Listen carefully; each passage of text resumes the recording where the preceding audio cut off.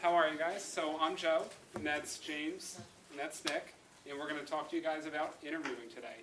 So first, what I'm going to talk about today is I'm going to talk about what is interviewing, and the purposes of interviewing, and why we want to interview candidates. I'm going to talk about the pre-interview. I'm also going to talk about the candidate, the interviewer, and I'm going to talk about questions and how to tell them fairly to the candidates. So interview is most commonly used in a business setting where two or more people could be talking, and the interviewer gathers facts about the candidate, and it's an opportunity for the candidate to prove themselves and why they deserve the job. So the purposes of interviewing. The first is to accurately assess competency, fit, and motivation. The second is prevent good candidates from being improperly assessed. And the third is to clarify the real job needs and to shift the shift to career growth. And in the first purpose, you must include a job analysis. And you also want to include an assessment scale. The assessment scale must be for each candidate, and it must be consistent. That way each candidate is being fairly viewed. With the second purpose, this gives the interviewer a chance to explain their resume in person more. The interviewer may have used a narrow range of factors, and this also avoids conclusions about the interviewer with the candidate. With the third purpose, this includes the job needs. It's conducted professionally, clearly listed expectations to them you want to tell, and it demonstrates their high hiring standards for the company. You want to make sure you tell them. With the fourth purpose, this finds the gap between their achievements and your job requirements. This is where you want to focus on where they can grow for the company and what you can do for them and what they can do for you.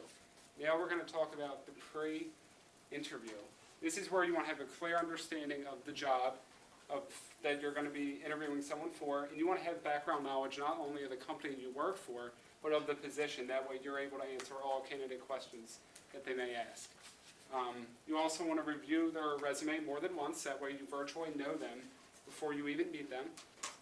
And you also want to have questions and a structure ready to go and have a general schedule for the interviews so everyone has a fairly timed one. You also want to hold it in a private place with no distractions. That way they can freely answer however they feel like. And you also want to make sure you're focusing on the interviewee, because that's what it's all about. Now going on to the candidate, you want to focus on their body language and mannerisms. So you want to make them feel comfortable, but you also got to be looking for if they're nervous, are they confident in their answers, are they shaking, do they have poor eye contact, all that you want to look for when you're interviewing them. You also want to look for nonverbal cues and gestures. So you want to see, do they appear nervous, do they appear confident, do they appear nervous in the resume they handed in, or are they confident in the resume they handed in. You also want to check to see how they're dressed. Are they present enough for the job they want, or are they not professionally dressed for the job? You also want to see how they enter the room and how they introduce themselves to you in a professional way or in a non-professional way. You also, as the interviewer, got to know that you're the face of the company, and you're the first impression they say of the company. You want to make them feel comfortable and you want to be welcoming, but you got to realize after the interview, your impression is what they'll think about the company for almost forever. And you also want to focus on your own body language, so in addition to theirs. So be welcoming and appear confident in your answers and the position you hold. And you want to act appropriate in the position, and you want to remember that you're the first impression they have on the company. And you also want to set the standard for the company and the high hiring standard that your company has, and why they should why they should have the job. So you want to make them aware of what is expected for them. And you also want to make them aware of the details that each job comes with, whatever they're applying for. You want to ensure that they do most of the talking during the interview and let them sell themselves to you, because that's what it's all about. Now moving on to questions, you want to ask some of the same questions in order if you can. That way each candidate is assessed fairly in a similar manner. That way you can judge each one or however you want. And moving on to the next one, you want to ask them questions and allow them to go into detail about themselves, their experiences, their resumes, their skills. That way they can fully tell you who they are. And you want to ask enough questions. That way you cover and find out about them. So with the new and you, I've done 2 professional interviews, and doing this, I've definitely realized how professional you have to be to them, because like I said, you're the impression of the company. You're the first face they see about the company. Now I'm going to take it over to James. He's going to talk about the location and interview practice. I'm James. I'm doing location and interview practices. The first location that an interview can take place is an office setting. This is the most common and also professional environment. It allows you to get a feel of how they'll do in the office. Another location is a casual location. This could be a restaurant or a coffee shop near the office. Takes away a little bit of the nervousness of actually having to come in to the office and interview with someone in a more professional setting. Another one is a phone interview. This allows people to be interviewed from any area, but also it could be a lead-in to showing up for an interview, or even for someone who wouldn't otherwise be able to make it. A virtual interview, these are becoming more common, and it again takes care of the location issue that could happen by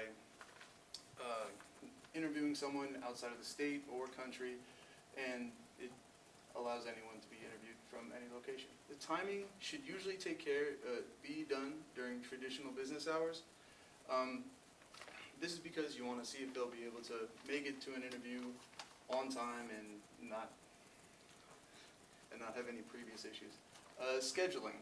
You should allow time between each interview so you can ask questions of them, and they can also ask questions of you and not feel rushed or anything else that may hinder their ability to answer the questions. You should be able to take notes on what's going on during the interview, so you're able to compare them to the other people that you will also be interviewing. Grading the candidate. There are many different ways to add value to candidates' qualities. This can be done through personality tests, or even just marking the important things that you're looking for and giving number values to them. This is important because you can compare multiple candidates to each other while not having to remember exact details that you'll be going through on each candidate, and that becomes a little more difficult when comparing multiple different ones. A personality test can also be given, and most people are given these. This can basically tell you how the candidate will do in certain situations that are given to them in the professional environment. This is an example of one. Usually it's a little better done than this if they use a good one. But this is a very basic example that can be used and also gives you a better feeling of how the person will do in different kind of situations. Now on to categories of interview questions. Oh no, it's still this. Sorry. It's okay. Your categories of interview questions. First one is previous job experience and why it applies to the current job. This is important because you can see job gaps that they may have, or what kind of previous jobs they worked, and what kind of skills could carry over into the current hiring that they. Also schooling. This is more important for a new entrance into the workplace. As someone who already has work experience, you won't be asking them as much about schooling, but more towards how the previous experience carries over. Also, you'll ask them about the skills they have that could carry over into this job. This is important because you want to know what they do and how well they can do it, and anything different they can bring and apply to the new company. You can also ask them about their hobbies. This allows you to learn more about the candidate, and you can figure out if they have any other skills or drive that carries over. During the interview, there are things to pay attention to. This should be different parts that, I'm sorry. 80-20 rule, you should do 20% of the talking and allow them to do 80% of the talking. As the interviewer, this allows you to get more information out of them and also hopefully ask less specific questions from them. You should also pay attention to the personality of the candidate. You cannot show the personality on paper, and this is also another important part of the interview. This allows you to see if the person will fit into certain jobs and the requirements they the new and you is basically, since I don't have much interview experience or giving any interviews, this could apply to me in the future, as even if you're not interviewing specifically, you can use it. And next up is Nick with the types of information. The first thing you want to do when preparing a job interview is prepare for anything and everything. You want to create a list of questions. Some of which will be unique to the candidate. I'm going to outline what types of questions first. But first, why do you even have job interviews? Everyone has a PDF. Why don't we just sift through them, find a diamond in the rough, and then go with that? The reason is personality. No one wants to work with someone who isn't committed. The 4 types of interview questions are fact-finding, creative thinking, brain teasers, and behavioral. Now, when conducting an interview, you want to have a good balance of all 4 question types. There is no magic number to how many questions you should have, although some jobs are more important than others. Just trust your gut. Also, keep in mind that it's not what questions you're asking, but when should I ask this question. The question you should start off with are fact-finding. These are questions like, why do you want to work here, or how would you describe your work ethic? These will help gauge a potential candidate's honesty, credibility, and willingness to work for your company. You want to ask these questions because they should be easy to answer. Think about it. You're going to be nervous. They're going to be nervous. These are very easy questions to answer. You want to make these specific, tailor-made to the person after you've read their PMF. After you read the PMF, also have some follow-up questions. You want to write down their answers. You should also have some. Keep in mind, however, you don't want to ask too many of these questions. These are, you're interviewing them, you're not interrogating them. These are the same type of questions the police ask their suspects.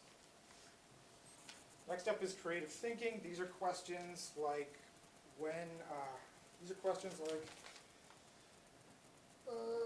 where do you see the industry going? What are the pitfalls of our business? These questions have a wide range of answers. They also don't really have a wrong answer. These questions show what a candidate knows about the industry your company operates in. Some candidates may not know anything about your company. You want to hire people who do their homework.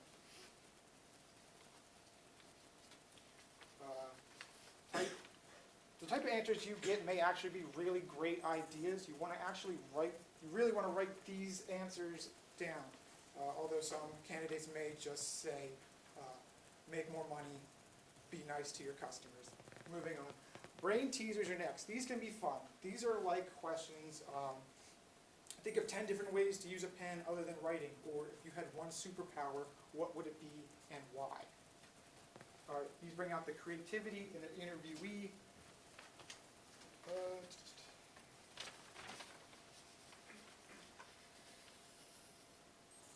Like fact-finding, these can be good for breaking the ice. However, you don't want to start off with these questions because it can be hard to take someone seriously when this is the first thing out of their mouth.